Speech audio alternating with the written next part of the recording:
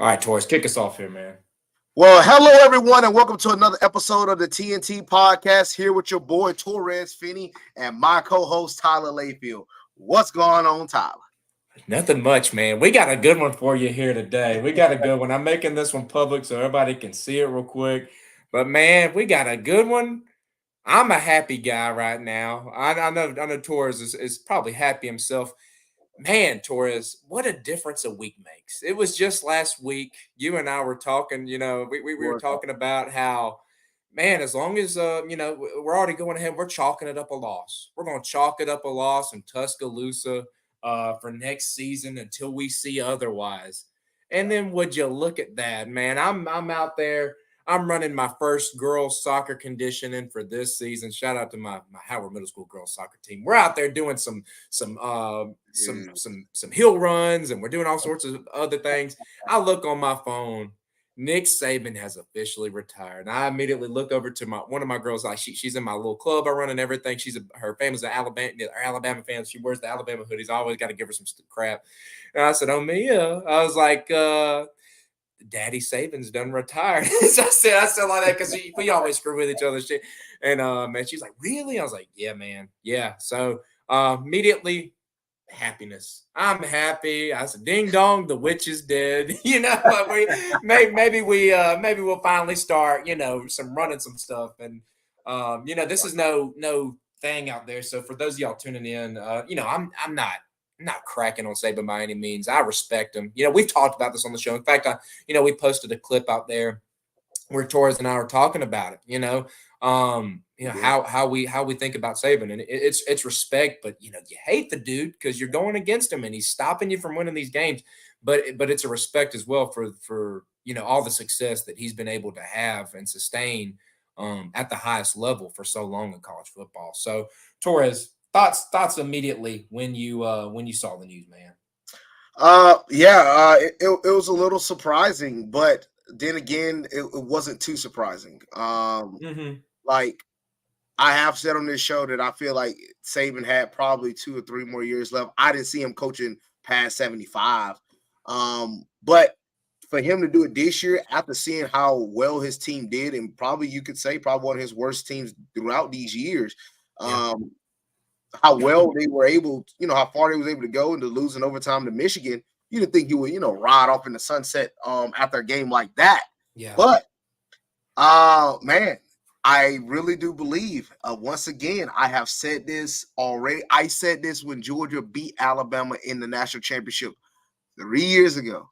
I don't think anybody remember what I said. I said this will be the last time I think we're going to see Nick Saban be at the top of the hill. Now, don't get me wrong on this now. Yes, they're still going to be a good football team. I said that. I said they're still going to win games. Heck, they might make the playoffs. But I never saw them ever again winning a championship. Not because of what Nick Saban could possibly do, not because of no drop-off, but because of the landscape of college football. It has changed completely. The recruiting, the NIL deals, the transferring. I'm not saying so much about what necessarily Nick Saban can and can't do. I'm more saying to the fact of how college football has changed. He will not be able to do those same things in the same manner that he was able to do from 2007, I would say, to probably 2020.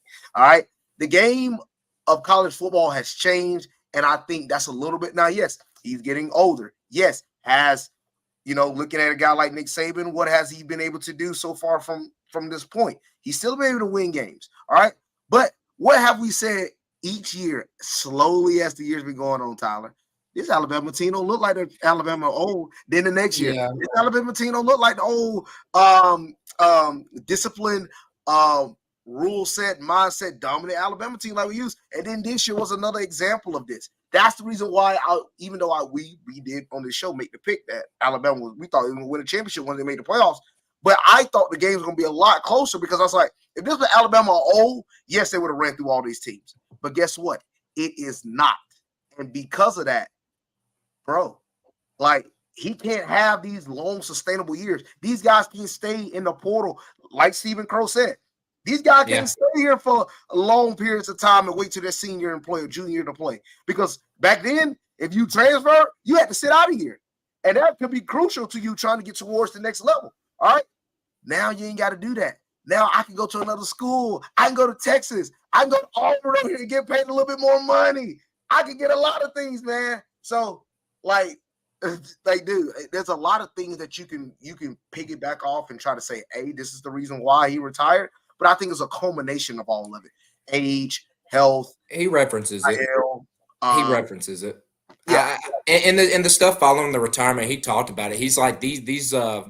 Jacob, you could correct me if I'm wrong here. I see. By the way, shout out to you guys out there in the live streams. Thank you, Steven. Thank you, Jacob, for tuning in. I saw Joel Sizemore was in here for a little bit. My Bama troll guy out there, man. We want to hear from y'all. So yeah, throughout this period, you know, if y'all want to add to the conversation, man, chime in. We got a lot of things to cover here today, but. Yeah, correct me here if I'm wrong, but I believe Saban referenced, he said, man, these 12 to 14 hour days at age 72, they hit a lot harder than they used to. And, you know, I believe he referenced it, but, you know, NIL, like you said, transfer portal, all it's just extra. It's so much more extra now. The retention of your own players, you know, you hear it talked about a lot, but, you know, right now, hey, they're dealing with it right now. And we're going to do here more, you know, here in a little bit, but they're fighting for their lives to keep some of their players right now at Alabama. Like there's a lot going on. There's some finagling happening. Jacob, you know what I'm talking about here. But yeah, there's some stuff going on right now with them having to do that. It's a lot more stress, a lot more time, energy, blood, sweat, tears poured into this craft now with the current college football landscape. And you know, just to say some stuff about, you know, Saban's retirement. Of course, like I said, man, I'm happy that it happened. Just it's the big roadblocks out of the way. Now, I'm glad we were able to get the one win on them while we could. You know, that was awesome. I'm glad we were able to do it. Wish we could have done it more. But you know, I was thinking about it the other day, Torres, and correct me here, man, if you want to have something you want to butt in here on it. But I think Saban stopped us from having about 4 to 5 championships. You know, I mean, we got 2 now, but think about it. Listen, hear me out. So obviously 2017, right? National championship. There's no doubt about that. He stopped. That's one. All right. Now you could here's one where you can make a case. You can make a case here. I think it was the following year. I went to the SEC championship game. It was the championship game where Tua got taken out and Hurts came in. And it broke my heart, broke all of our hearts. We didn't make the college football playoff because of it, even though we were definitely, you know, we reference it a lot. We were a top 4 team. You know, we could have won it. There's no guarantee, but I think we could have. I can't remember who ended up beating it. Clemson, we wouldn't beat Clemson that year. Yeah, it was Trevor Lawrence and they beat Justin Fields, I believe, in the opening round. They were the first ever undefeated 15-0 team. So yeah, all right. So you can scratch that one out. So I got one on you. I got one on you outside of the 2. So right now we're at 3. And then what was the last one I was thinking about here? Oh man, I'm trying to remember. I know. Well, and then I think it was this year. I think that's what I put into it was this year. And you know, revisionist history. You can write it how you want to, but we were the best. I really watching those playoffs, watching this go down. I think we would have won it. I really do. And I'm not trying to take away anything from Michigan. I think we would have won it, man. I think we would have. So he stopped us at least twice. You're right. You're right. You could say that's more. That's more. That's more. Go ahead. That's Let's more. hear it. All right. Do you remember 2012 against Notre Dame? Oh yeah, and I forgot. Yes, that's right. I meant to bring that one up. The 1 yard line, Chris Conlon. That's the other one I had thought of. All right, another year. We should have won. All right, if we would have beat them that year, that was Mark rigged. I know, but we got rid of Mark Richt after that. That's true, but we didn't get rid of Mark Richt either after 2. If we would have, Mark Richt would have still shown up been our coach when we win in 2012. That's what I'm saying. That's what I'm saying. It's an interesting sliding doors. Would we have ended up landing Kirby if Mark Richt would have won that one? That's a really good question, but Mark Richt was getting older as well, so you know the health stuff. Still went on to have some success at Miami. Yeah, he did. But then also 2000, I want to say 8. All right, back to Stafford year. I think it was the 8. Yes. Oh yeah, they went at it. When we played Hawaii. All right, but we lost. We blistered them. We lost to them in that blackout game. Yeah, we absolutely got destroyed. That was another game. You know, like there was a lot of times. There's some moments we never got over the Alabama hump. and Mm-mm. because of that, it has negated a few national championships from I think Georgia. so. But I mean, I can't sit here and blame that Yeah. necessarily. You got to beat to beat You a got man. to beat them. You got to beat them, and they And just couldn't do it. It was now look. That's the look at my reason why chops. every time with new information, you make different statements. I have Correct. new information now. Nick Saban has retired. Now next year, I feel pretty good. I feel pretty good about I it. feel really Now, good. beating Alabama on the road is still beating Alabama on the road. That's a hard game to win. But now I like my They're gonna chances talk a it down little now. bit more compared, because I was down. like, until proven otherwise, as I said on here, Kirby Smart was not beating Nick Saban anymore until I saw it. Until that got 2-0 and we had more points. I wasn't going to pick against him anymore. But now, since Saban is gone, now I will pick Kirby against Bama, but I'll never pick Kirby against Saban. And that's where while Saban's away, the boys will play. That's right. There you go. There you go. Just to some good stuff on Saban. I was, I've been listening to some podcasts and whatnot, and they brought up some things about him. You got to say some great things about him. We can't just sit here and say, make this a Georgia thing. Oh yeah, we would have won all this. I did want to bring that up. I wanted to see what you said. I thought it was an interesting little thought exercise. What years could we have won had Saban not been in the mix? Had he not been in our way? But some crazy things though. I mean, the man's had an impact on this game, a huge impact. As far as just anything to get an edge. He's the first. Kobe and Jacob, y'all brought it up. Georgia's just stole everything from Alabama. And all that kind of stuff. There are a lot of things we took. I feel like Kirby took from his time there, but you'd be stupid to not try to replicate it. Not to. Exactly. Yeah, like the GPS catapult things. I feel like Saban's the first one that started that to be able to track, speeds and stuff in practice, like crazy stuff like that. Having these like huge coaching staffs, and now some people have gone on to replicate it pretty well. Bringing in these analysts, things like that. Others not so well. Florida having a game changer coordinator is what they're called. I don't know. Like the Napier's done made up all sorts of crap with the army of polos he has in Florida. But he's the first guy to be like bringing on these analysts. He had all these analysts ready just to be able to get any edge he could. Like this dude, he was like a competitor to the nth degree as far as anything he could find that he could expose, that he could use to better his team, to get an edge in winning. He did. So I've been telling Brittany this, my wife. I was like, man, whenever he drops a book, whenever this dude ends up writing a book, I'm definitely buying this thing. I want to read about the times he had at Alabama. I'm sure there's some books out there already about him, but hearing it after the fact, some things that he experienced and things like that. I definitely want to read up on him, see what he did. Let's see what Jacob just said. How was the Nick Saban retirement celebration for all the EG fans? Hey, I did a little fist bump there, man. As soon as I saw it, I did a little fist bump on it. I was pretty happy. I'm not gonna lie. I haven't gone as crazy as a lot, Jacob, and I know there's been some of us out there that have maybe taken it a little too far. But then again, you're gonna see that in any fan base. But yeah, man, Saban retiring, it definitely opens up the college football landscape for all these other teams to really, try to take advantage and win some national championships. Outside of that, it has to be stated, Michigan, man, they just won the national championship and they had the limelight all of like a day and a half, 2 days, and then all of a sudden it's all about what is Alabama going to do now that Nick Saban's retiring. Everything is revolving around this.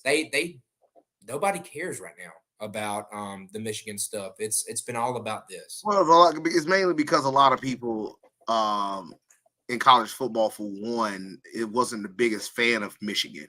I like Michigan. I like Jim Harbaugh. I'm straight with Michigan.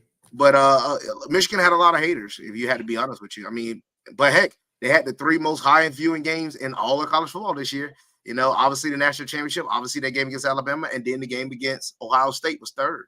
Like, Michigan was a part of the biggest games of the year that a lot of fans viewed on. And looking at Michigan and then, going straight to Nick Saban retirement, that was a huge thing. And one thing you brought up, you made a good point.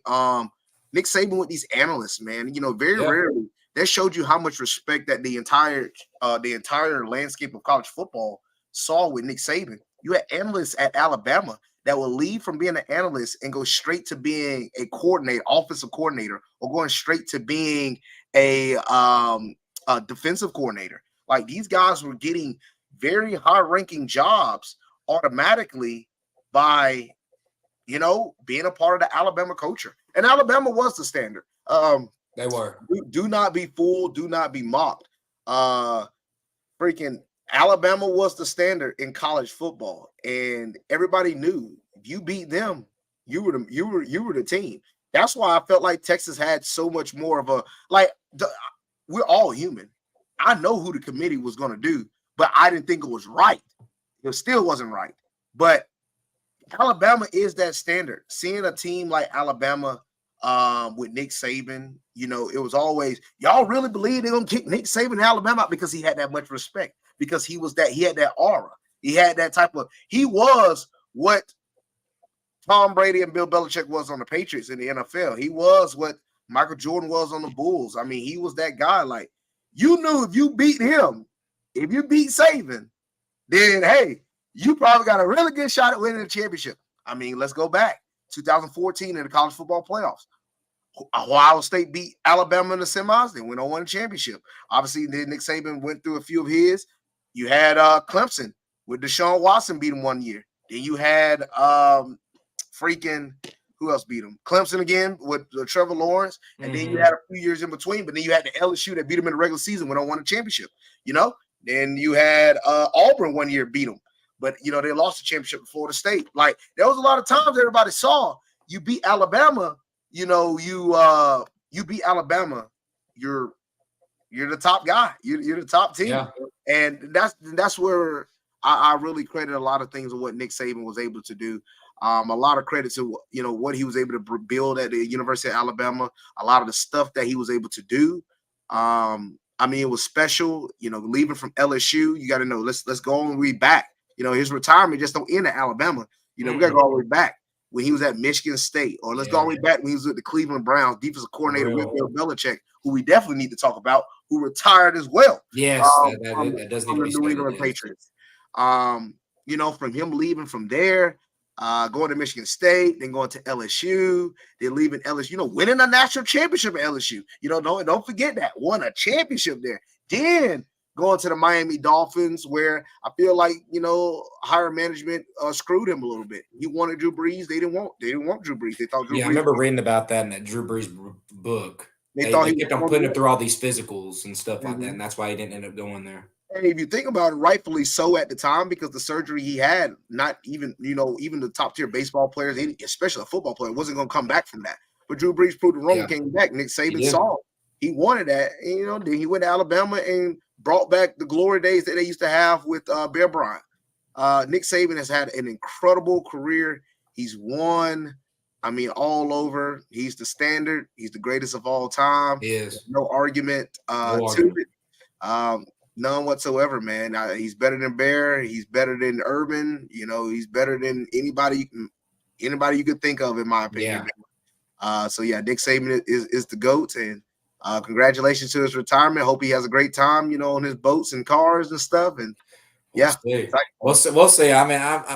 There's some people out there that are skeptical. They think it's going to be like a Tom Brady type thing. He's going to retire all of whatever, short period of time, and then he's going to have that itch and want to come back. I don't know. That could be a thing. Maybe some of y'all want to chime in and, make sure y'all are out there sharing this thing out. We want to get some, people out here, chiming in on everything. But, I heard that his wife's health is something that was taken to a factor as well, Miss Terry.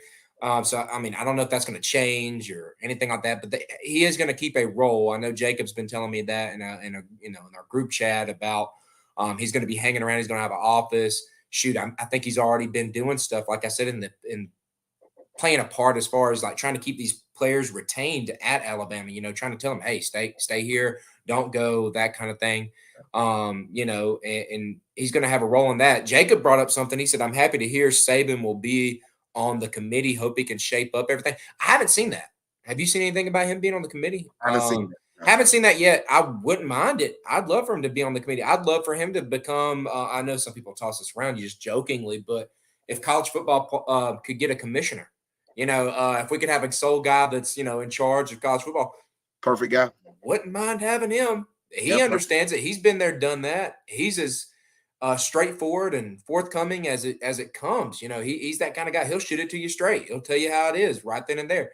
I wouldn't mind him in that role. So if we can keep him involved, keep him doing stuff, I'm sure he'll be doing some stuff on ESPN, and things like that. But I'd love to see more of him. I don't want him to go away completely, and I have a feeling that won't happen. So we'll see. Do you see any chance of him coming out of retirement though? No, he's not coming out of retirement. I don't think so either. He's older. I listened to the whole interview on ESPN. I didn't listen to all of it, but he's not coming back. He's not coming back. See, it was a lot different than when Brady basically made his retirement because he was more of the fact that, man, I don't think I'm good for that. He came back a few months later because he couldn't even sit down. But it's a lot different, man. A lot of, I know you had Michael Jordan come back. You had a few come back, but coaching wise, heck, even Urban Meyer, said he retired. Remember he said he retired. Yeah, he did. He was having like health problems, and then he came back to so it does happen here and there, but I don't think that's going to happen. Going to Jacksonville. Saban made a great point on his show, on the interview, that the reason why but he made a great point on the interview that the reason why he couldn't come back, he don't want to come back after retirement, is because he couldn't do things the same way that he was able to do it. He wasn't able to do things coaching wise the way he was able to, like he used to in his younger years. He couldn't. He's a guy that loves excellence, and he couldn't get that excellence. And he said there was a lot of things that he felt like he could have helped the players, his coaching staff, do a lot better throughout this season, but he couldn't do it himself.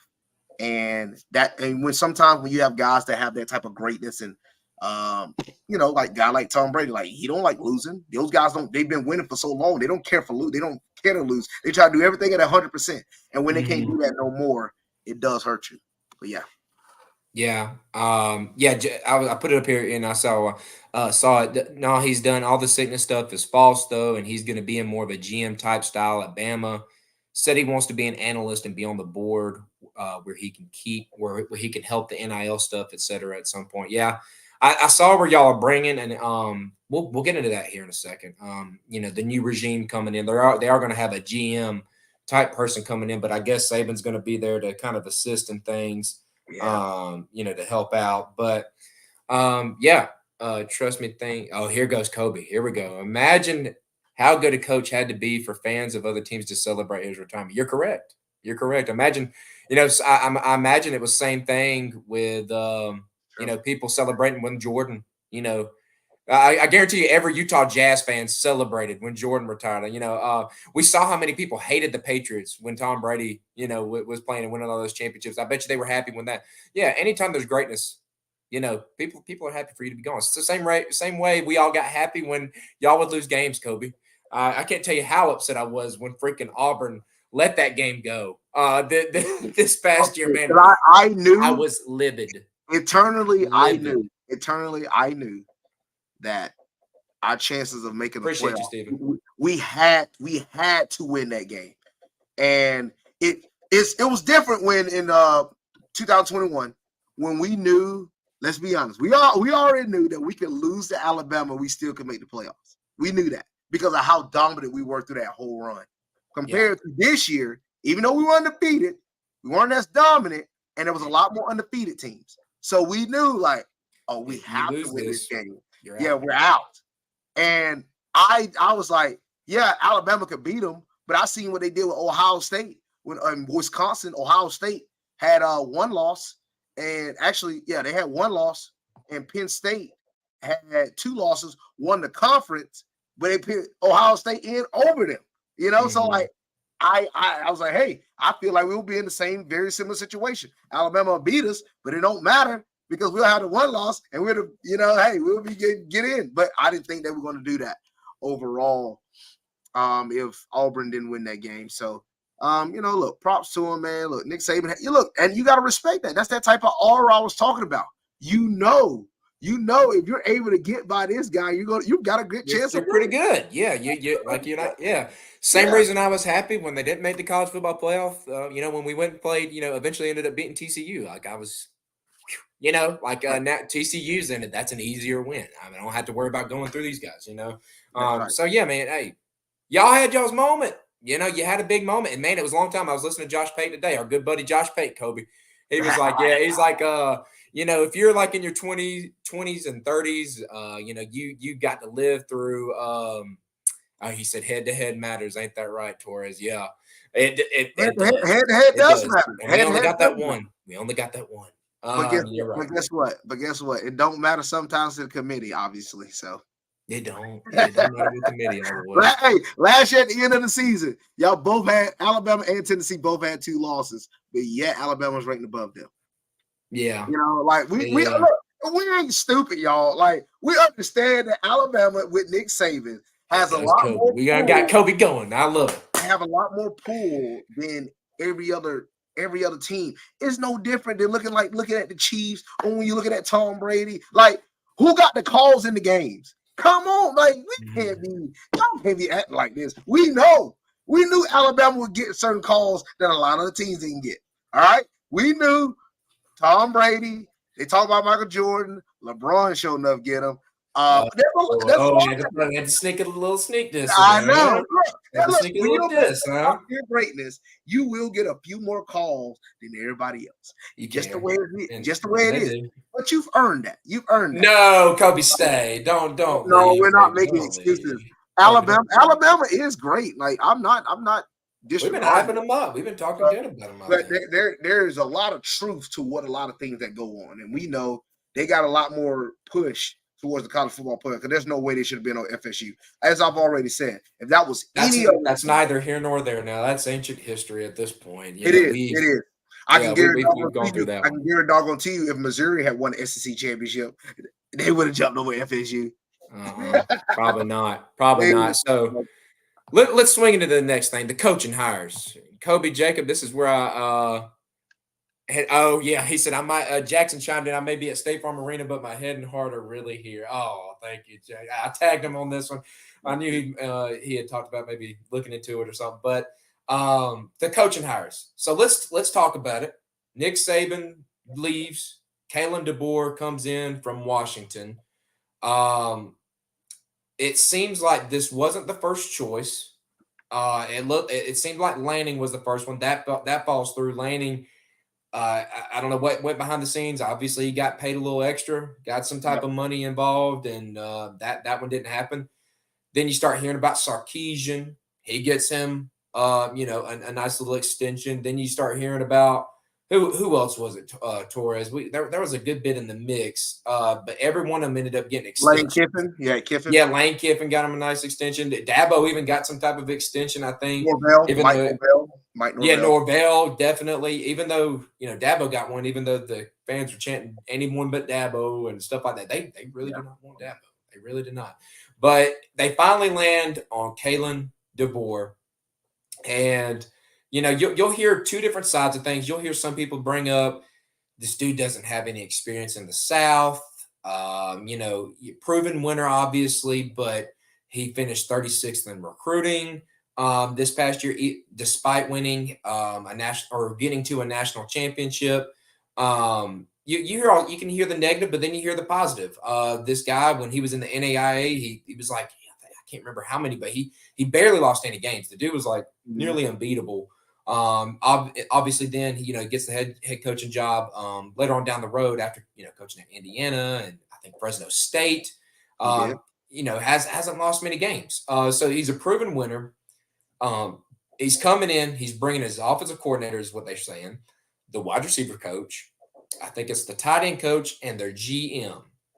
A lot of stuff has been said about the GM. Kobe Jacob, all of them have said pretty high things about him. Talking about how good of a recruiter he is. They're so happy that he's there. Honestly, I'm being. This isn't a slight. I hadn't heard of the dude until this point. I think it's like Courtney Morgan, I want to say is his name, without looking it up.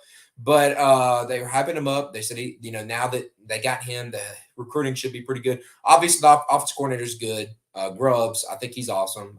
He was in the running for the offensive coordinator job. He turned it down at Alabama last year for them to then go on to sign Tommy Rees. So obviously Saban had some high respect for Washington and their coaches, but he's bringing them in. What do you think about this new regime coming in? Obviously, they still have some spots to fill, and we'll get into that here in a moment. But what do you think about the hire of Kalen DeBoer and him bringing in his coaching staff from Washington?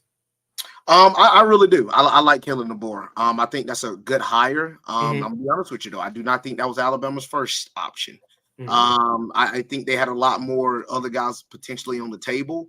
Yeah. I just don't think they didn't think it would get down to option 4 or 5. I mean, you can listen to what everybody say, whatever they want to say, but the results speak for themselves with a lot of the guys that they're committing or some of the guys that are transferring. I don't think a lot of people expected it to be Kalen DeBoer, but I'm okay with this hire. And the reason why I say this, I know a lot of people say, well, he hasn't won in the South. He's never coached in the SEC. Yeah. With the things that they have at Alabama, with the name at Alabama, all right? They still got a lot of athletes. He obviously can go and recruit. He's obviously can go and win. He just got Washington able to a national championship, able to beat Oregon back-to-back years. All right. Was it 14-1 they ended the season with? I mean, obviously the one loss coming in the national championship. Yeah, that's awesome.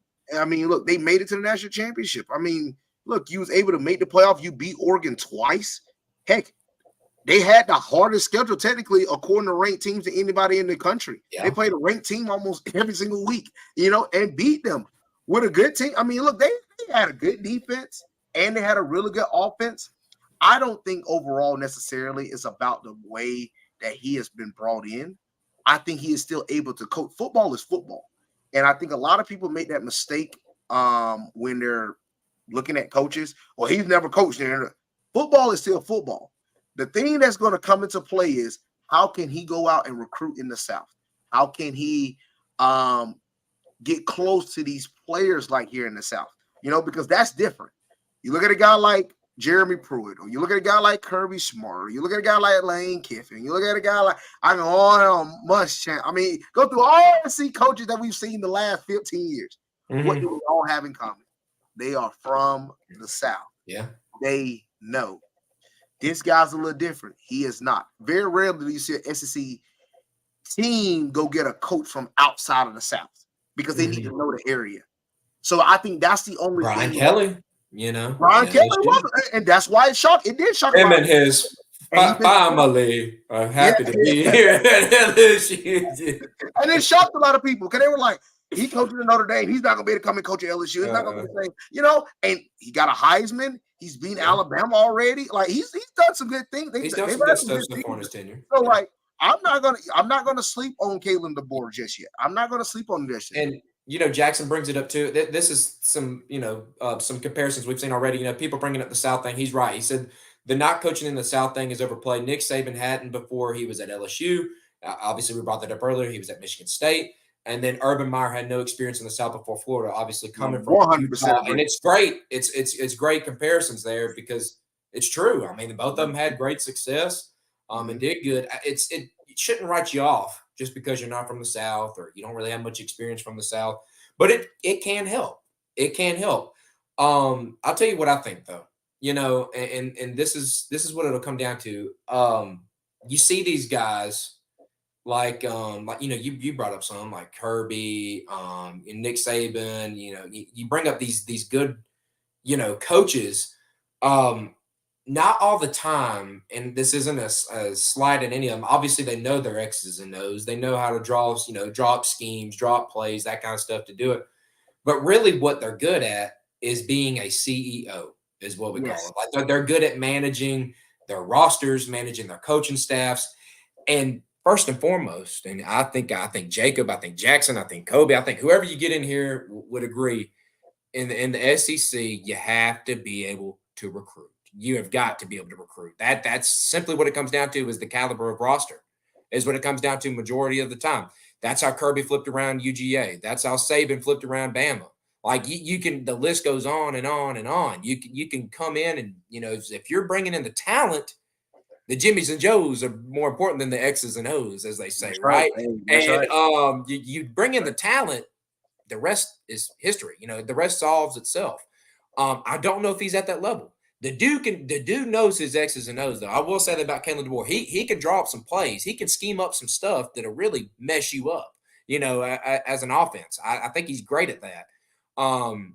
Do I think that Grubbs is a great recruiter? I don't really know. Maybe this Courtney Morgan fellow, he's pretty good, but there's some things that have happened that have transpired here recently. And Jacob brings it up here. He can't overlook a 104-12 record. I don't care where you coach. Yeah, he can win games. Like Kalen DeBoer, he can win freaking games. He's a dog at that. But recent events have transpired, and Jacob knows where I'm going with this. T-Rob, Travaris Robinson. He's I guess you could say the last great recruiter they kind of had on staff. I don't know if you necessarily call Steele this, because Kevin Steele, he had retired 2 days before Saban. I don't know if you go out and call him an ace recruiter or anything by any means. They didn't let go of a couple other guys. I don't know if Tommy Reese really proved his chops as a recruiter necessarily. And technically, I think he's on staff. I don't know what's happening with him next. I don't know if they're going to retain him somehow. I kind of feel bad for the dude. You come in for 1 year as an offensive coordinator and you might be gone. They like a year later. It's kind of crazy, but they don't have that guy that's been retained by staff to be a recruiter. Obviously, I think Saban's going to be used. He's going to be a figurehead when kids come on campus, when they come on their official visits. Come see Saban, come check him out, shake hands, meet the GOAT, that kind of thing. You're going to use that. Who wouldn't?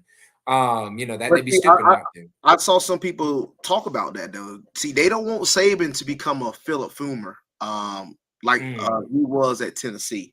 I don't know. I want to hear Jacob, y'all tell. Yeah, would y'all like to see that or would y'all not? Yeah, but no. Like I think it's huge and I think it's big for the program, but especially early on, probably. While it's still fresh. But see, that's the problem though. That's the problem though, Tyler. With a guy of that ranking who's been that great of a coach for your program, the greatest coach you ever had for your program. All right. Let's just not, yes, he is the GOAT. That's even added on to it. You have that guy. Then you have all these coaches that's going to be coming in. Hopefully DeBoer stays there.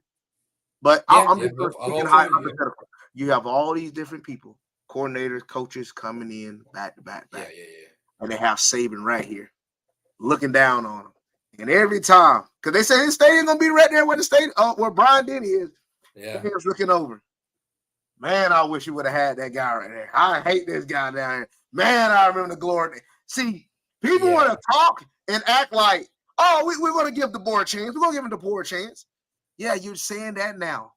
But wait till when that first loss at home come to a team you didn't expect to lose to.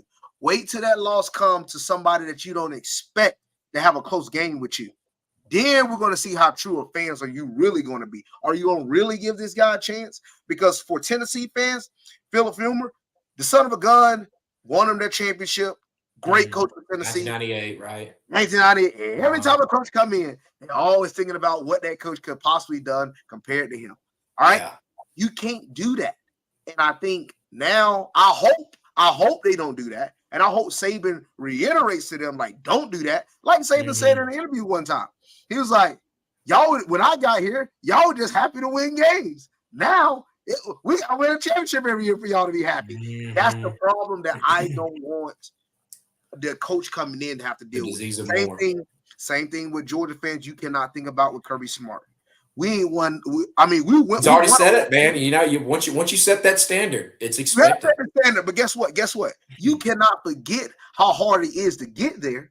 You can't forget how hard it is to get to this route. Like Kirby Smart has been an incredible coach for Georgia, but you have to also remember, every time we get in the playoffs, we need to be thankful. Every time we make it to an SEC championship, we need to be thankful because we're now thinking. We get like the Alabama. It's a standard. SC championship. That's automatic.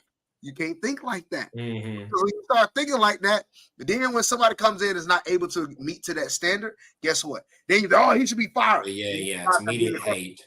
That's why I'm mad at Ohio State with Ryan Day. Ryan Day has gotten his team to a national championship. Ryan Day has gotten his team to playoffs. They're freaking 3 seconds away from winning, from going to they would be TCU from winning a national championship. They have done a lot of incredible things, and yet They've been to the playoffs, 3 or 4 times in his career since he's Mhm. been a coach there? Oh, man, we can't get over the hump because we can't beat Michigan. Yeah. Hold up. What about all these other successful things that he has done for y'all? Like, Mhm. it's hard to find a good coach. It is. Well, Like, who else are you going to go to? yes, when you Who got a else are good you going to coach, go to? when you got Ryan Days, when you got Kirby Smarts, we got Nick Saban, you're in the 1%. All right?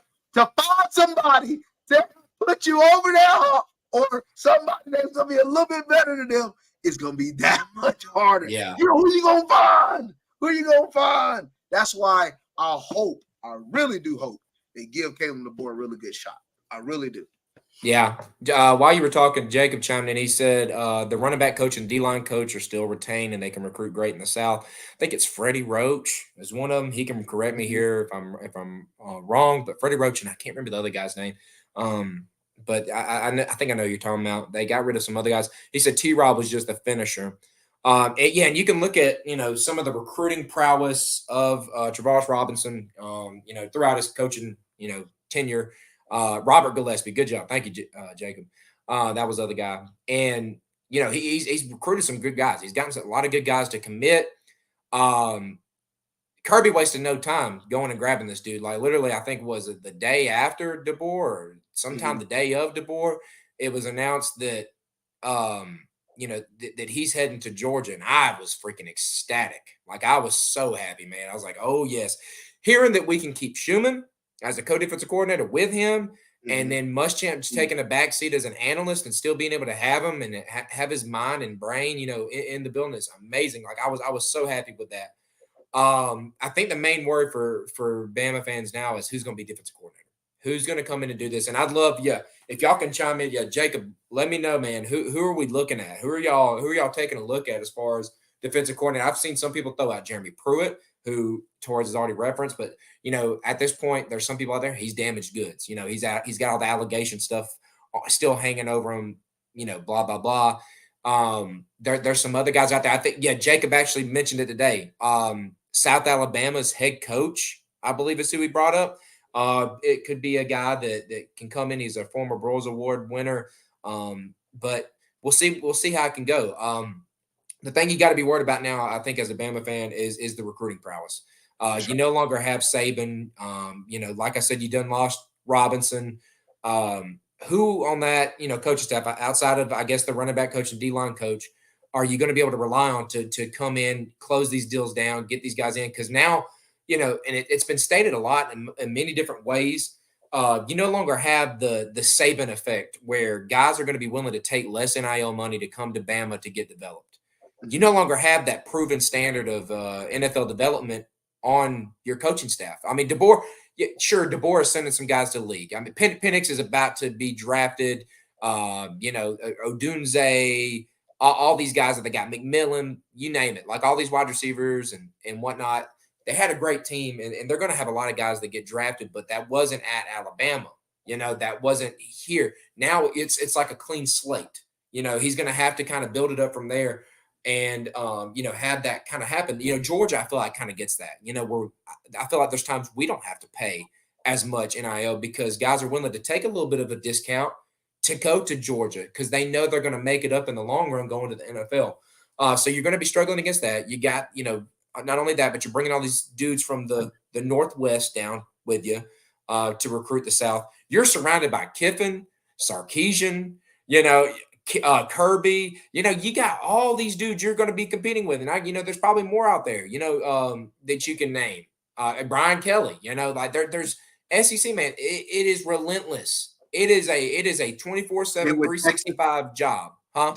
Is that, like you said, Sarkisian, you got Texas, Oklahoma, with Oklahoma now joining, Yes. like I feel like that's a little reason why our good friend, wide receiver from Jones County, Zion Reagans. I mean, he knows they're going to the SEC, goes to Oklahoma team, boom, get recruited. He knows what type of offense they are. A lot of people probably go to Oklahoma type team, so I wouldn't be surprised. Like a lot of these teams, Texas A&M, Missouri, like all these teams. Missouri, Drinkwitz has definitely proven himself as a recruiter. Like Auburn. Hey, one thing Hugh Freeze is going to be throwing some cash at that son. Good God, that joke is behind him. It's going to be tough. Yep. If he can prove himself and he can break in and he can kind of set himself up for success, more power to him. That's gonna be awesome. It's just gonna be tough from the start though. Like especially now they're losing a lot of guys in the transfer portal.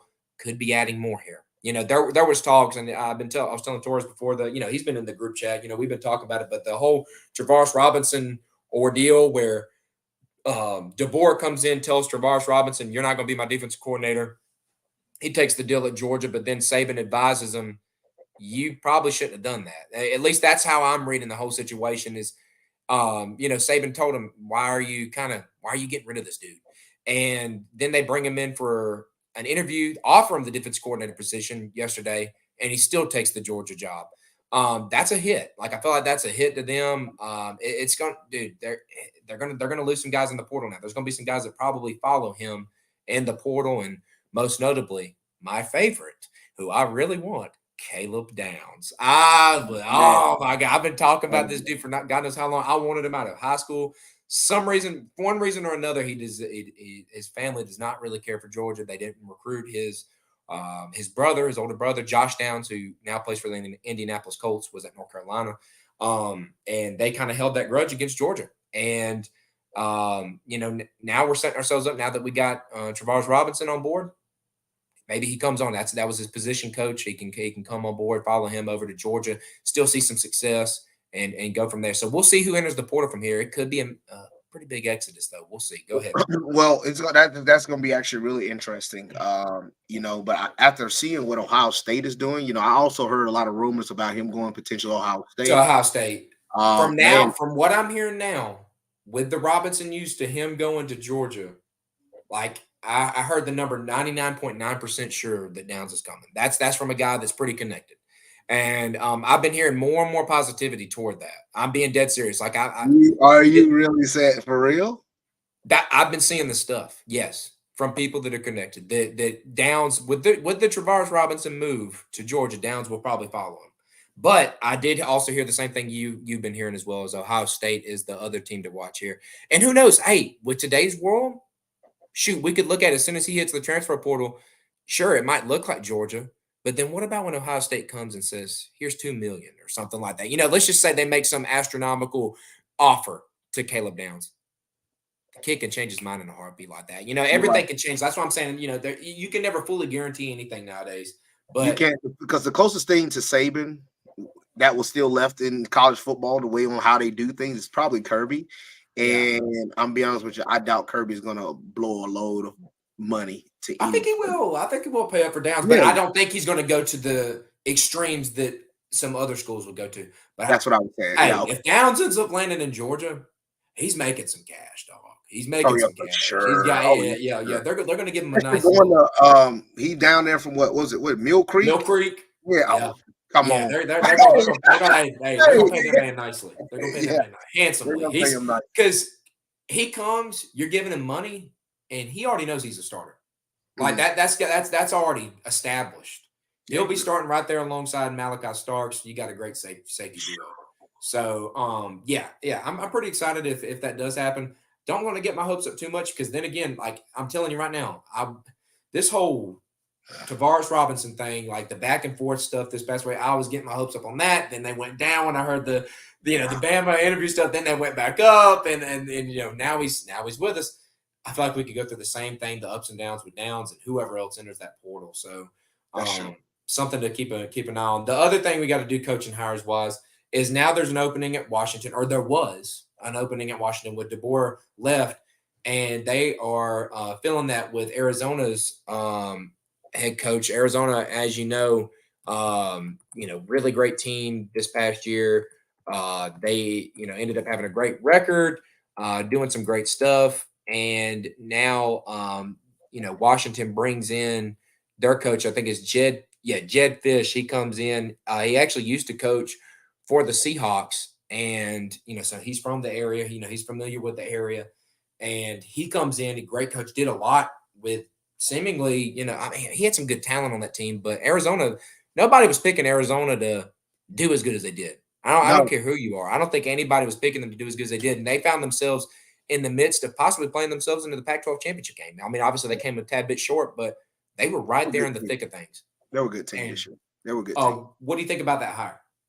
I think that's a solid hire. It's something.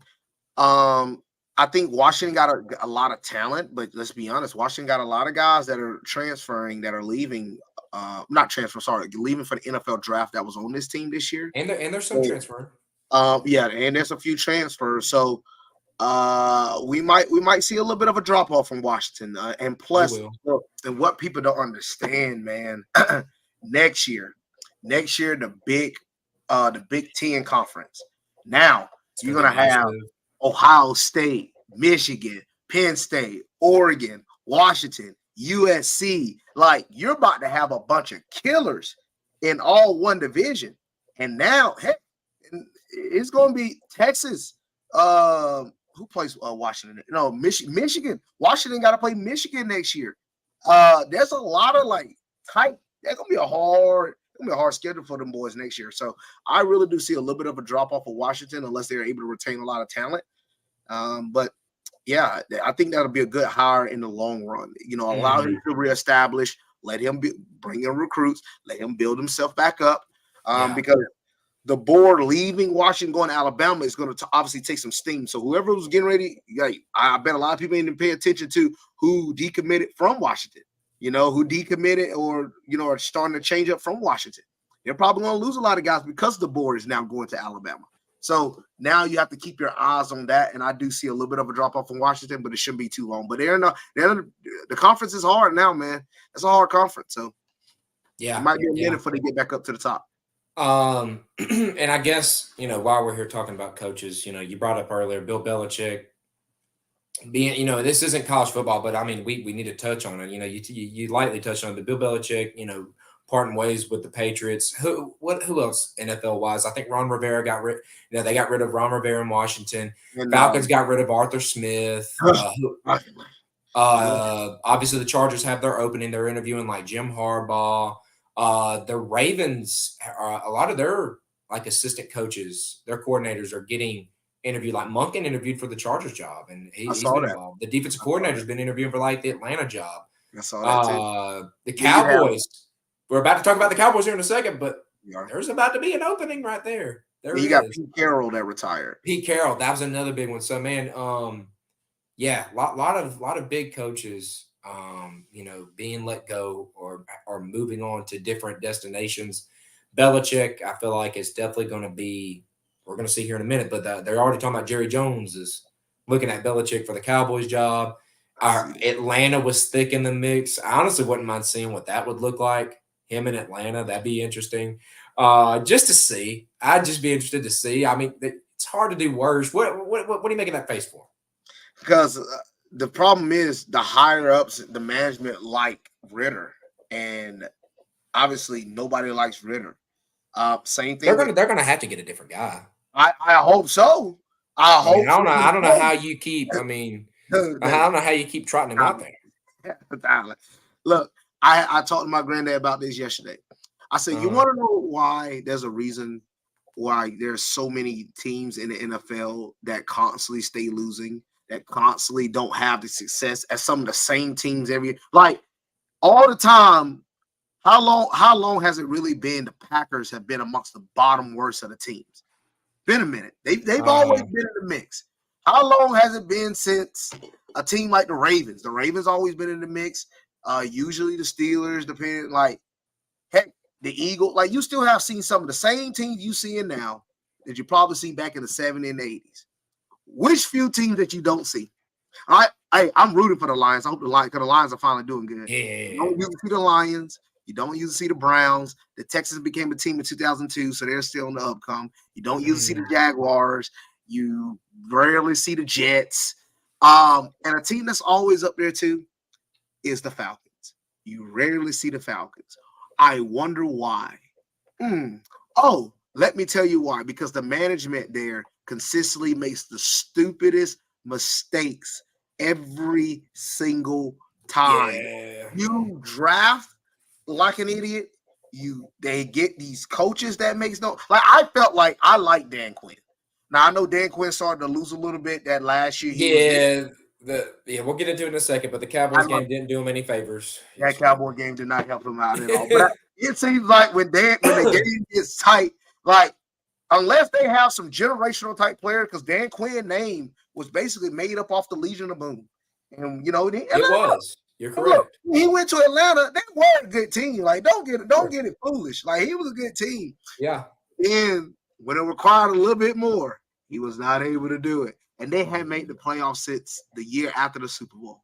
Like, I just don't think a lot. Like, I don't think Belichick want to go into a situation like that. If Belichick will go into a situation, it's going to be something that favors him, like the Dallas Cowboys, or like the Los Angeles Chargers. Those are the only two that I really see that Belichick is going to. If it's not either one of those, we might be seeing Belichick let it go. Well, as it stands, the Falcons have the number 8 pick in this year's draft.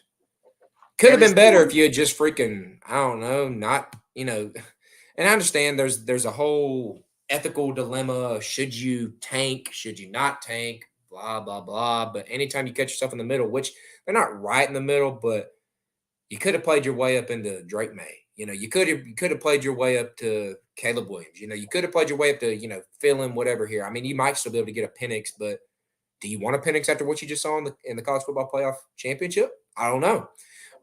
There's some guys out. It's all about schemes. I wouldn't look at that one game and do that. I wouldn't do that because he had a really good season. I'm not here to crack on him. I'm just saying, like, it after that Texas game, it seemed like everybody and their mama was, oh man, Michael Penix. And then, oh man, as soon as that one happened, it was like everybody jumped ship. Everybody was out. But I mean, outside of that, you got Caleb Williams, Drake May, Jaden Daniels, obviously, Michael Penix, Bo Nix, JJ McCarthy. I feel like whoever does Bo Nix and JJ McCarthy, you might be screwing yourself though. But you may be able to get somebody. I just doubt it. I doubt it at number 8. So I don't know. We're going to see how that goes. I don't think they're fixing this thing anytime soon. Yeah, Ritter definitely ain't it. You're correct on that fact. I agree with you, man. I don't see much of what they're gonna do. They're gonna mess it up. It's the Falcons, bro. They're gonna mess it up. I'm not surprised. But the reason why I think Arthur Smith kept winning games is because he send you something, Jacob. They had a good shot at winning a division. They still had a good shot at winning the division, only to get ran through by the Saints. But but they had a shot. So yeah. Outside of that, we'll keep an eye on things as far as who's going to fill these opportunities. I do want to keep an eye on that Falcons job just to see who they end up getting. They're the hometown team, so I'm going to keep up with it. We'll see how it goes though. But did y'all just see the Falcons trying to give up number 8 pick for Fields?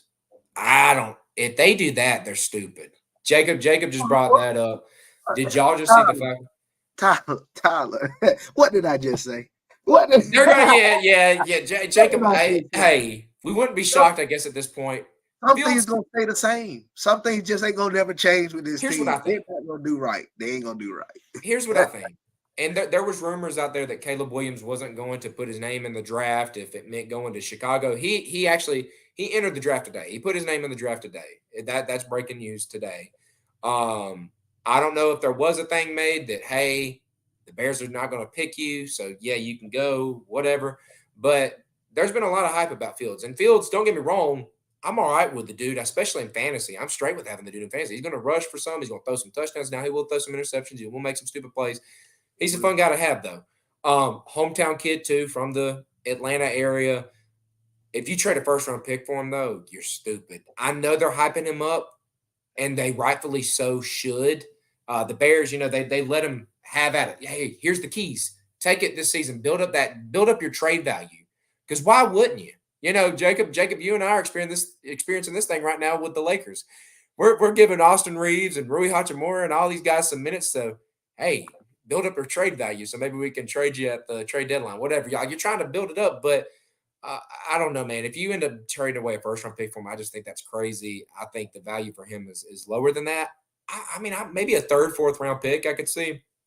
Not a first, though. I do see a lot of Atlanta fans saying they wouldn't mind taking a swing on him. If you can get him on the low, why not? I would take him at that point because, like I just stated, I don't see you getting a top-notch QB at the number 8 pick. You could take a shot on Fields and let him run the show for a year, see how it goes. Maybe so, because I think a lot of people are looking at Jaden Daniels or Caleb Williams, and I'm be honest with you, man. A lot of teams at the top really got that quarterback. So we were talking about it, Jacob. I do think there's a chance he does go to Atlanta, but now with the Cowboy stuff happening, you could see that going down. So Cowboys and Chargers are his first two destinations. I don't see him going to Atlanta. I can maybe see it. I'm not going to rule it out yet. But while we're talking about the Cowboys, let's talk about the Cowboys' epic collapse. What did the final score end up being in this one, Torres? Because I didn't watch. I'm just going to be honest with you. I didn't watch a drop of this. And 48-32 was the final score. 48-32. Is that what you said? 48-32. Yes, and it really wasn't even that close. It was not close. It was just a lot of garbage. That makes it sound closer than it was. No, it was a lot of garbage time. Touchdown. The score in the fourth quarter was 48-16.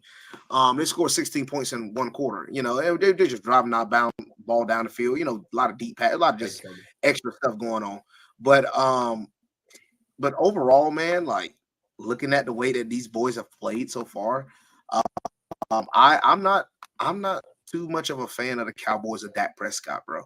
Dak Prescott, in my honest opinion, has just faltered this team. You would have thought his rookie season when it was him and Ezekiel Elliott and they had made the playoffs and, you know, they had lost in that crazy throw by Aaron Rodgers, that last-second field goal to lose the game.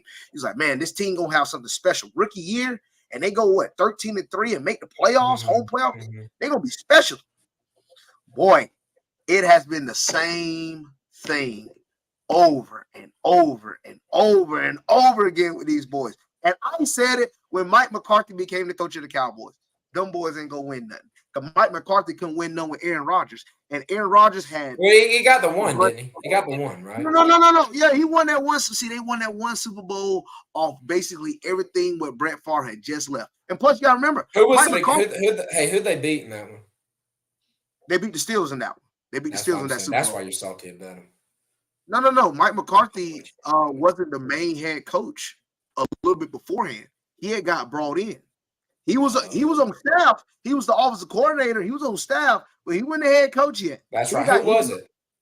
Can't think of freaking that guy. Hey, I'll look it up. Like, keep going on your thing though. Keep going on your. He got him to multiple Super Bowl. He was the head coach for the Packers for a long time. I can't think of the guy's name right now. He was the head coach when the Packers won the Super Bowl, and then when the Packers went on and they lost the Super Bowl. Who? No, that was just for a year. Hold on. Was it Mike Sherman? No, it was way before that. Because it was 2000 to 2005. Mike Sherman was it. Who was before that? Because they went to the Super Bowl and played the Broncos in the 90s, in 98. I'm trying to think of the guy's name. I'm looking it up. But continue on your thought while I'm looking. But overall, I mean, he's a famous head coach. I cannot think of his name right now, man. All right, let it go. Let it go. I'm going to try to find it. You can't. Just type in like 1998 Green Bay. Like they went to Super Bowl that year. Oh, but I'm trying to find the one that went against the Steelers though. No, Mike McCarthy was the one that went against the Steelers. Oh, okay. So okay. I get what you're saying. Green Bay Packers. Okay. But overall, that was Mike Holmgren. Mike Holmgren. There you go. My bad. I thought you meant that McCarthy wasn't the. No, I said he won the Super Bowl against the Steelers. Yeah. But he didn't become coach till later on during those years. He became the coach. But like you said, 2006? He became the coach like 2006? Yeah, so that was literally the year right after Rodgers had got drafted. Mm-hmm. So Mike McCarthy was already on staff. Yeah. And then, obviously they go to Rodgers. They're really good at having their quarterback system at Green Bay. And, eventually you won the Super Bowl. Mm-hmm. But it's not about that one Super Bowl because, yes, winning a Super Bowl is hard. And look, I always talk about if you win one championship, you should be notified like you're amongst the best. Yeah. But it's a little bit like the Boston Celtics situation with Green Bay. All right? You remember when the Boston Celtics won that one championship with Paul Pierce? The 2008 title. You would think they've won a lot more. You think they should have more. He goes and get Aaron Rodgers. He has Devontae Adams. He had Jordy Nelson. He had Donald Driver. Michael Finley. Then, he had James Jones, too. James Jones. Well, who's the guy now on the Raiders? The guy now that's currently on the Raiders. Oh, I mean, Adams is.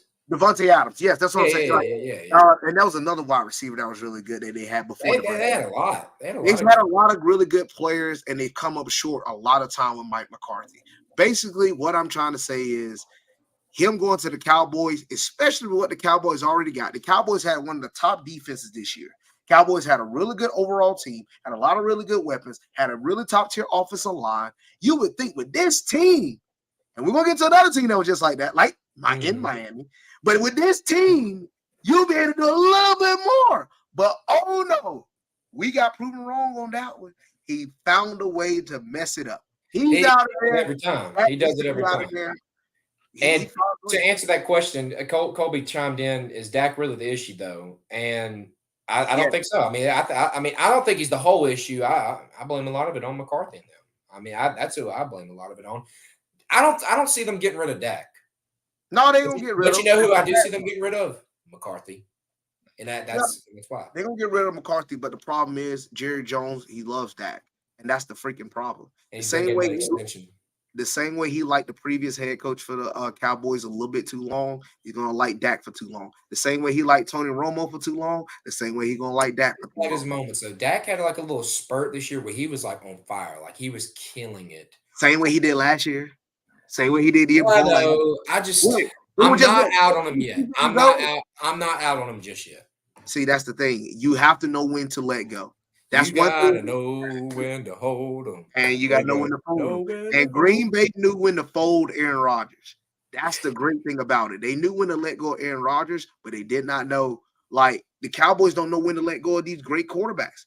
Let go of these guys. Like I think you've gotten a lot out of Dak, but I think you can definitely see that Dak is not the guy to get you over. All right. So Colby's saying there's a reason to love Dak. He had a near amazing season, improved on his interception less than by 50% MVP conversation season. He was being talked about for MVP for a little bit. He does have a point there. And he was 2 years ago. There. And so was Aaron Rodgers. So you're saying like he's the kind of guy, he shows up, he does some of this, but then he fizzles out when it matters most. Yes, Aaron Rodgers just won MVP 2 years ago. Why is he on a different team? Exactly. It ain't about all these. I still think he's a good quarterback. I agree. I think so. I think he is too. But does he fit you? Does he fit the Cowboys? Yeah. That's the question. It ain't about all these. You can have all the stats in the world. Who cares? Alex Smith for the Chiefs. Alex Smith had the Chiefs winning multiple games the year before Mahomes became the full-time starter. The Chiefs had made it to the divisional round of the playoffs. You think you just gonna let go? You gonna say, no, we ain't gonna start the guy that got us to the division round of the playoffs. We're gonna start somebody else. Mm-hmm. You think we're just gonna do that with a guy that never even played an NFL game? You willing to take that because you felt Andy Reid felt like this guy can get him over the hump because Alex Smith could. You have to make that decision the same way for the Cowboys.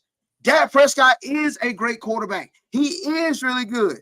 New England Patriots, another example. Drew Bledsoe was a great quarterback. He got them to the Super Bowl. But was he able to get them over the hump? Guess what Belichick said? I think we got a guy that can. I don't think this guy can. We're not saying that these guys are not a good quarterback. I didn't say Dak's not a good quarterback. But I think for them to get the Dallas Cowboys over the hump, I don't think he will be able to do that. Yeah, so let's swing it over to the other side of the ball, the Packers. Packers, you got to say something about them, man. Like they went off like an outstanding game. Aaron Jones had a great game. Jordan Love had a great game. I did not see this coming.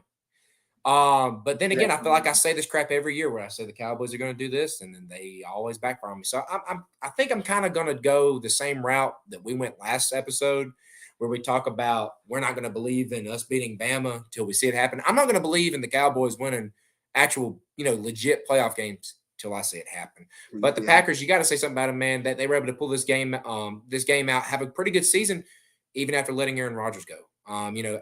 Honestly, there's a lot to like about this team. Like they have a lot of young wide receiver talent, and Christian Watson, Romeo Dobbs, what's his name, Jaden. Oh my God, I had him in fantasy for a little bit. He's the kid from Michigan State, the wide receiver they have that's pretty good. I don't know, Jaden something. Then on top of that, pretty good tight end. He was wide open. Luke Musgrave. The running backs are obviously pretty good. Defense is pretty solid, and you got to remember, they were sellers at the trade deadline. They traded away one of their top corners to the Buffalo Bills. Roswell Douglas. And here they are, making it to the second round of the playoffs. So, I mean, pretty wild season, pretty successful season. All props given to him, man. Jordan Love had a great season. 32 touchdowns, only 11 interceptions. They've led he's been playing phenomenal, threw for over 4,000 yards. And to be honest, this is one of his best years. Like, I really enjoyed what I saw out of Jordan Love. I'm excited for him. I'm excited what the Packers are going to be able to do for him in the future.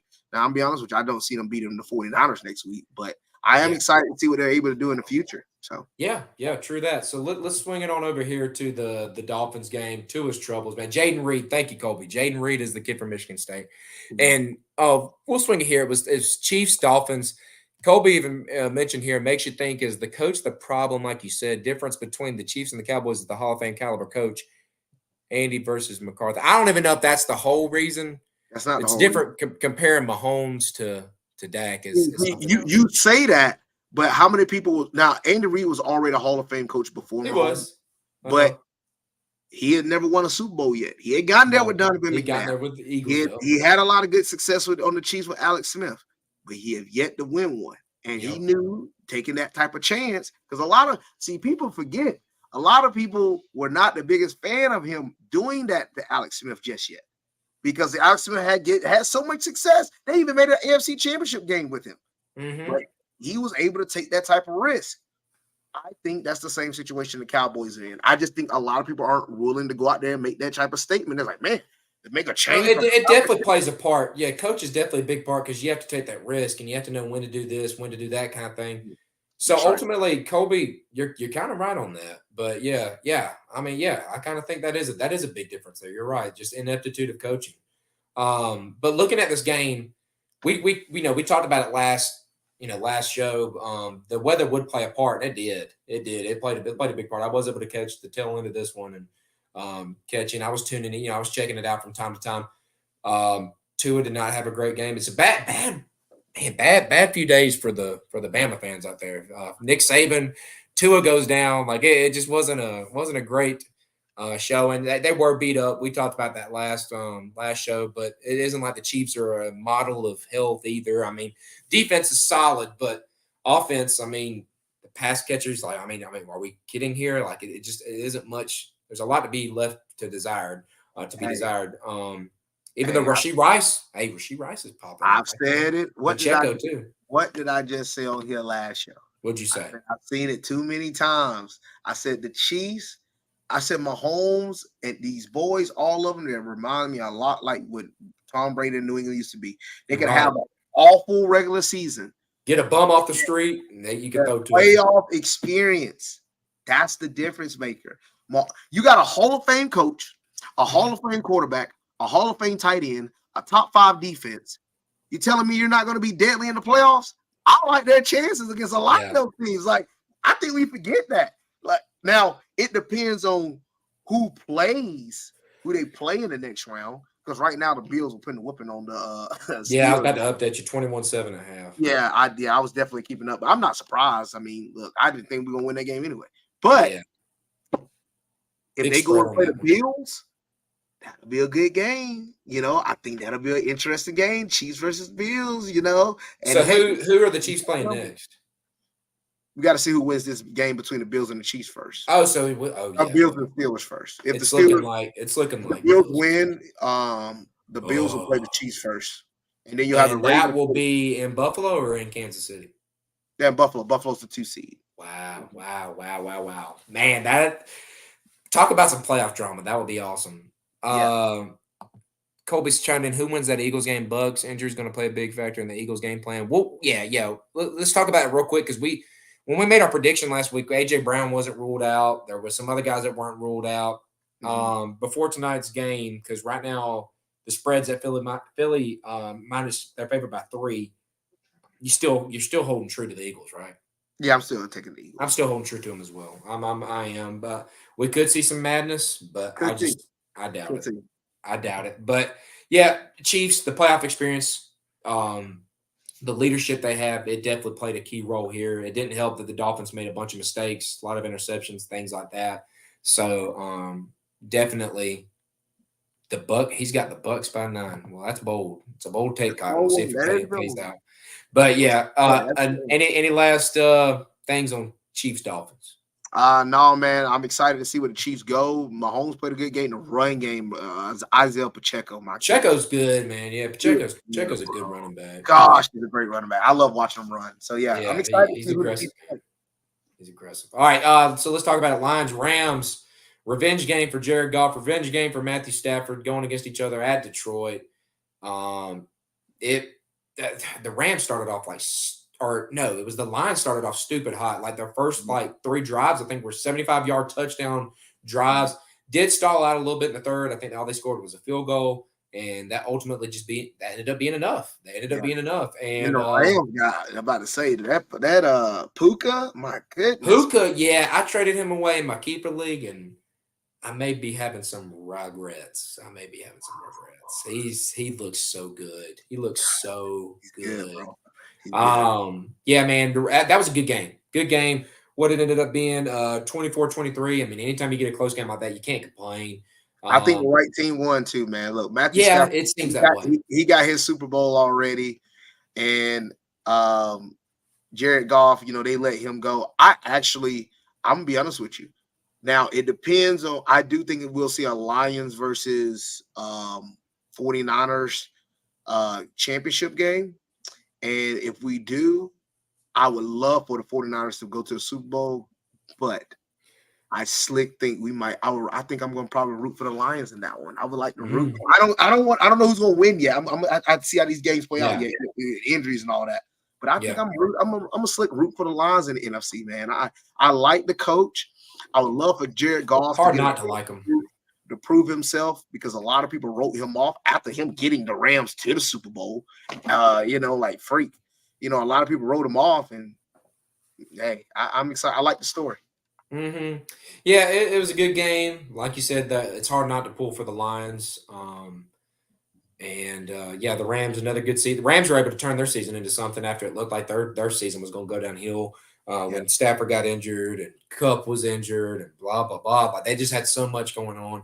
So it was just good for them to even make it, how far they did. And they gave it a good one. So it was a good game. Last game we'll cover here, Browns. So Texans turn a page. They named it this way. Texans, they go from being one of the worst teams in the league to now being one of the best teams in the league. All within a year of getting a new head coach, and D'Amico Ryans has done an outstanding job. Getting a new quarterback and C.J. Stroud, who we got a little taste of in that Peach Bowl. Man, so this is the same C.J. Stroud we saw in that game. He has been phenomenal. Definitely offensive rookie of the year. The kid is amazing. Is it too much to say that he probably should have been the first pick overall? Like looking back now, do you think the Panthers would have changed their pick from Bryce Young to C.J. Stroud? Yes, they would have. Yep. I think you'd be stupid not to at this point with what we've seen. And this isn't like to crack on Bryce Young. I still, I've been on record calling him a generational quarterback. I still think he could do something, but obviously, I didn't think the Texans would be able to replicate this type of success. I didn't think they'd be able to do this with the players they had on the roster. I also didn't think the Panthers would have a good season either, but I think the Texans overperformed and the Panthers kind of did what they had. I mean, they didn't have much going in anyway. And the Texans actually had an okay team. I think a lot of players performed a lot better than like Tank Dell or Nico Brown was already a solid. Singletary, the running back, they got him for they just picked him up in the offseason. You thought it was going to be Dameon Pierce. Dameon Pierce didn't even do nothing this year. It was a lot of people performed better than they expected. So, like you said, Noah Brown, right? And then who else? I mean, Nico Collins. He's all of a sudden a big game. He was a guy I liked out of high school. I wanted him at Georgia. He went to Michigan, and he was pretty good at Michigan, but he wasn't like this. So. He's definitely popped off defensively. Got Will Anderson and Derek Stingley and got a good team. All of them.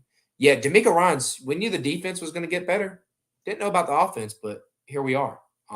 They did an absolute routing of the touted Cleveland Brown defense that I talked up so much that I thought was going to show up, and they did not. In fact, it's the other way around. The Texans defense showed up. But what was it? Back-to-back pick sixes. Back to back. They absolutely just torched this Cleveland Browns team, and They look like a team that That's you can get why. behind moving forward. And that's why, because Myles Garrett didn't do jack that game. That's the reason did. why TJ Watt should be Defensive Player of the Year. And do you think they'll take that into account when they do the award voting? Was already voted for. Oh, so it was voted before the game even started. Okay, that's right. It's a regular season award, correct? It's a regular season award. Yeah, it's just like that NBA MVP. It's a regular season award. It's not a maybe these things should be taken into account. This postseason stuff. So, but yeah, it's hard not to root for a team like the Texans. They're good young team, successful. Like them, the Browns. It just was not their day. Not their year this year, boy. Flacco took this team as far as he could. He did do a good job. He did a great job. You got to give him props. You can't only ask for so much. He's old. He was on his couch. That man wasn't looking to play no football this year. And you come in and he take his team to the playoffs. Props to Flacco for what he's done for him. But, I'll be going back to Deshaun Watson next year. Yeah, man. So, before we go, we still got games going on now. Like you said, your Steelers are down to the Bills. We think the Eagles will move on from the Buccaneers, but that's yet to be determined. So that would mean moving forward, we've got coming up this week in the divisional round, you definitely got Packers 49ers. We can go ahead and take a look at that. The 49ers are favored by 10 in this one. Mm-hmm. So right now, what would you pick? Packers and 49ers. I'm taking the 49ers. I think would you take them to cover 10 points? For some reason, yes, man. I think that defense is just too elite, man. And the run game, I think they're gonna do like Jordan Love looked that good. They're like, okay, we can't let that boy have the ball in second. Yeah. And Shanahan's a great coach. He's gonna make sure time of possession is gonna be ecstatic for the 49ers.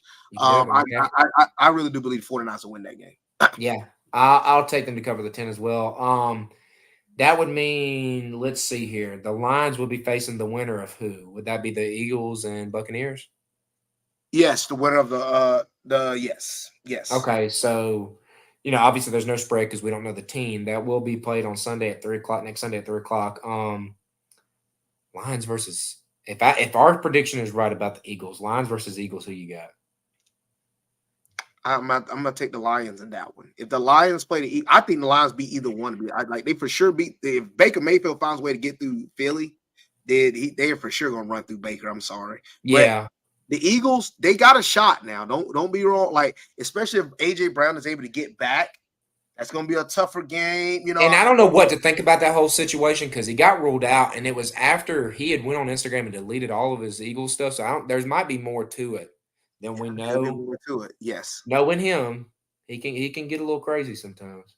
Yeah, especially we saw what he did on Tennessee. So, but I'm gonna go with the Lions in that one. I do, like I just said, I do believe because I don't see the Packers being 49. I do believe regardless, it's gonna be the Lions and 49ers in the conference championship. And what a conference championship that would be. That'd be a good game. So, who will the Chiefs face next? Will that be the Texans or will it be the would it be the Bills? It would be the Bills, right? It will be the Bills if the Bills win. Currently, the Steelers are driving, and they look like they're about to tie this game. I'm not tie this game. I don't want to rule them out yet, but just playing off of hypotheticals. Oh, I agree. I don't think they're gonna win. But who would you? Yeah, I don't know. Yeah, I feel pretty good about it. But Bills and Chiefs, who would you have in that one? At Buffalo. That's gonna be a good game, man. The Bills at home, man. That's gonna be a good one, dude. I think the Bills finally get over the hump. You could finally see because they lost to Joe Burrow last year. Actually, I don't know because their defense ain't as good as defense ain't look. Nah. Your game is getting a little close with Chiefs. I'll take Chiefs. And the Chiefs got a good defense. People don't understand. Like two good corners, good safety back there with Matthew. They got good defensive linemen, pretty good linebackers. Like they're a solid squad. Well, the reason why this score is 21-7 currently is mainly because the Steelers don't have TJ Watt. And not having TJ Watt is huge. Okay. And they're going to have their edge rushers. They're going to who's that other guy for the Steelers that's had a really good year for y'all? Like as far as Aaron Highfield. Yeah, he's been good. Yeah, he's been good. Yeah, he's been playing. So the Chiefs they're good to go. Now, if the Steelers win, they'll have to play the Ravens, and we ain't beating Ravens 3 times in a row. I mean, we won't beat them twice, but 3 times in a row. You asking for too much. We lucky we this far. Yeah. So you would have the Chiefs in it. The Texans. Yeah, I would take. The Ravens played the Texans. Who would you take in that one? I'll take Ravens. Ooh. Good defense on the Ravens. It'll be at home. Lamar, Harbaugh, they've been there, done that. We think I'm it's not a going good to take D'Amico just yet. Let him get his experience. Let D'Amico Ryans get his experience this 1 year. But go ahead, take. Hey, who would you pick? Would you take man. Texans? We'll see, man. I'm not sold on the Ravens just yet, man. I'm not Okay. sold on it.